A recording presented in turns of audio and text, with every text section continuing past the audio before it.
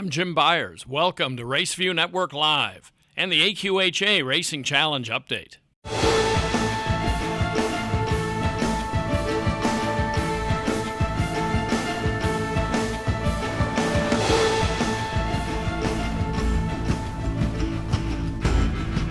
We have 7 recent regional challenges to discuss as we approach the end of qualifying season.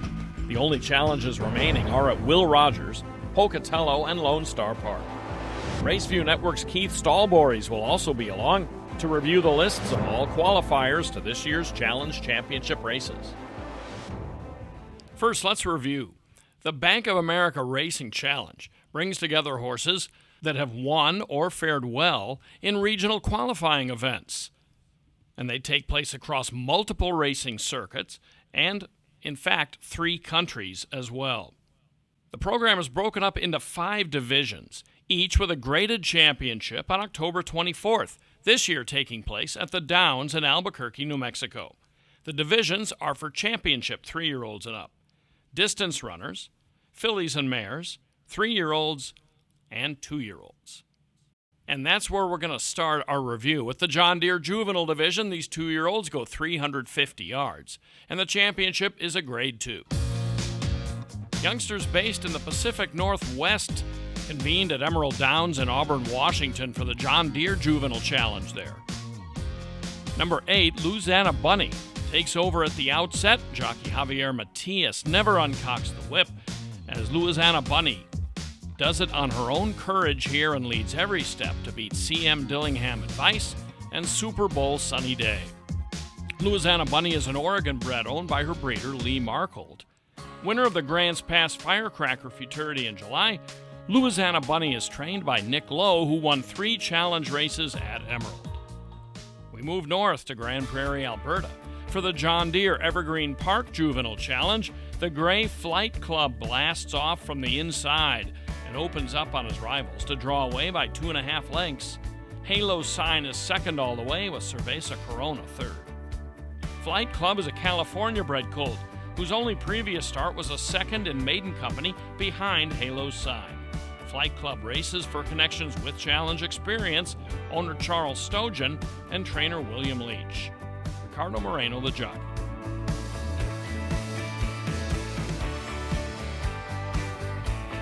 And here are the qualifiers to date for the John Deere Juvenile Championship. It's a grade 2 event, and notable among this group is Bad Monkey, who is owned and trained by Dean Fry. Bad Monkey, you've probably heard recently, is the top qualifier for the upcoming Dash for Cash Futurity at Lone Star Park. He leads this group as well as far as being the top prospect amongst the 2-year-olds that are eligible for the John Deere Juvenile Championship. Hello, I'm Selena Molina, singer, actress, animal lover, and racehorse owner. Few things give me greater joy than to watch them do what they truly love, to compete at the racetrack. And like thousands of other quarter horse owners, I respect and love my horses and give them the best of care. They're like family. Come see the world's fastest athletes at a racetrack near you. I might just see you there. This is the AQHA Racing Challenge Update, powered by American Quarter Horse Association. And now let's move on to the distance division. It had just 6 regionals to qualify 8 horses for the Grade 1 Championship. These are 3-year-olds and up, and they go 870 yards. Emerald Downs offered a distance challenge in August, and in this one, CM Once in a Blue Moon takes over immediately, widens on the turn, and moves unchallenged to a nearly 4-length victory. They don't run a lot of quarter horse races at Emerald, but this is a track record of 45.423 seconds. Flying rocks, and he's a gamer round out the top 3. Trained by Nick Lowe, the Oregon-bred CM Once in a Blue Moon is a 5-year-old gelding who wins this race for the 2nd straight year. Chris Sutton is the owner, and Jose Figueroa the jockey. The host track for championship night is the Downs at Albuquerque, and it hosted a distance challenge again this year. Number 3, Madewell, moves into position on the turn by chasing a trio of early speedsters. Under Jorge Bordier, Madewell gets room, a path off the rail coming for home, and overhauls Nico's First Cartel and Isa Superstitious. Normally trained by Tammy Johnson, but saddled in New Mexico by Bernard Baca, Madewell is a veteran of stakes competition who ran third in the Grade 1 Distance Championship last year. The 6-year-old Oklahoma bred is owned by his breeders, Ray and Davey Madewell. There's only 4 current qualifiers to the Grade 3, it's a Grade 1 event, AQHA Distance Championship. We have 2 more qualifying races coming up at Will Rogers Downs and Lone Star on October 3rd and 4th. So the administrators of this race will probably be looking at some second and third place horses to get a full field of 8 to run in the championship. Of course, last year's champion, winner of the distance championship, Let There Be Sound, has shown interest in both the Will Rogers and the Lone Star Park distance championship. So we'll see what trainer John Steinbaugh does regarding that. Jim, back to you. All right, thanks, Keith. Owners and trainers of 3-year-olds have the most options as to where to place their horses within the program. They can go against older rivals in the championship or distance divisions, or stay with their own generation in the Adequan Derby division. These 3-year-olds go 400 yards, and the championship is a Grade 3 event.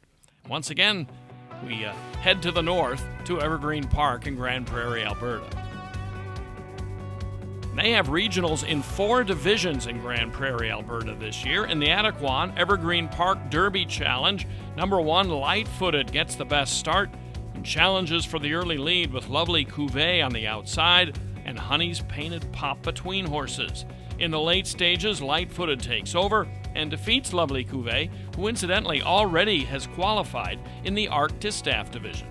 Honey's Painted Pop is third. Yet another from the William Leach barn, owned by Charles Stojan. They won 3 of the 4 Evergreen Park regionals. Lightfooted is a California-bred filly, ridden by Ricardo Moreno. Here's a look at the Derby qualifiers today. Mr. Tornado at Los Alamitos was the first to get a berth to the Adequan Derby Championship. And this is a pretty good group here.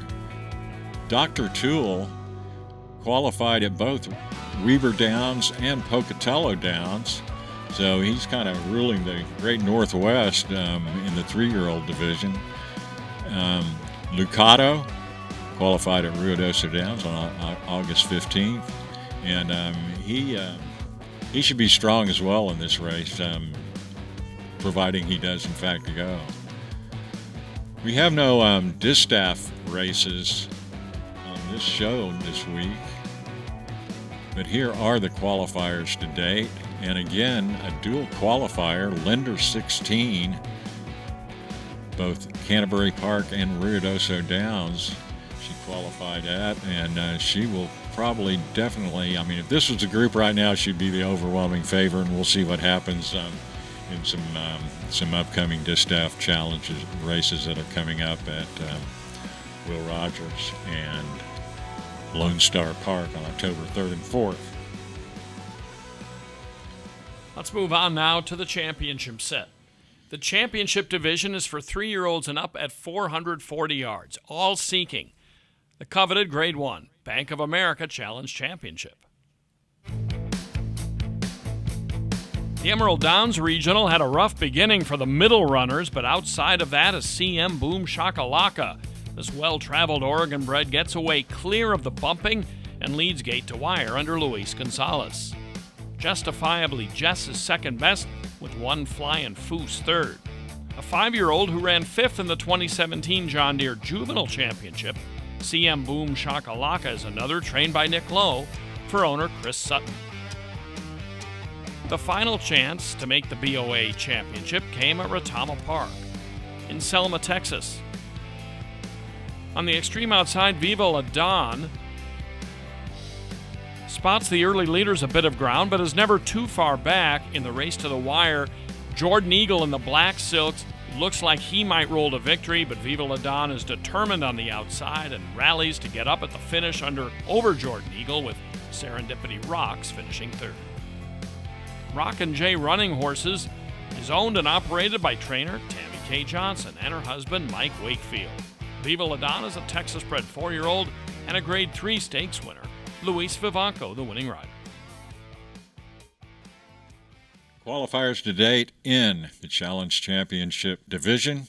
It's a nice group here, and led by Danger, who won the Canterbury Park Championship Challenge on July 7th, and then went on to run second in the All-American Gold Cup. He's one of the top older horses in the country, and he will be a force to be reckoned with on October 24th in the Challenge Championship. Eagles Fly Higher, another one, multiple graded stakes winner this year, tore it up at Remington Park in the older horse division until Dexter arrived on the scene. But still, nonetheless, this horse is a nice one, and he will be a force to be reckoned with as well in the Challenge Championship. So, Jim, it's just a few weeks until the championships are here. Yeah, October 24th is closing in. Some years the championships are run a little bit later, up into November. For example, one year at Los Alamitos, they were run about mid-November, but this year, October 24th, so it will be on us before we know. And that will wrap it up for this edition of the show. We thank you for joining us. Coming up on our next edition, we will wrap up those final regionals at Pocatello, Will Rogers, and Lone Star Park. Then we'll preview championship night.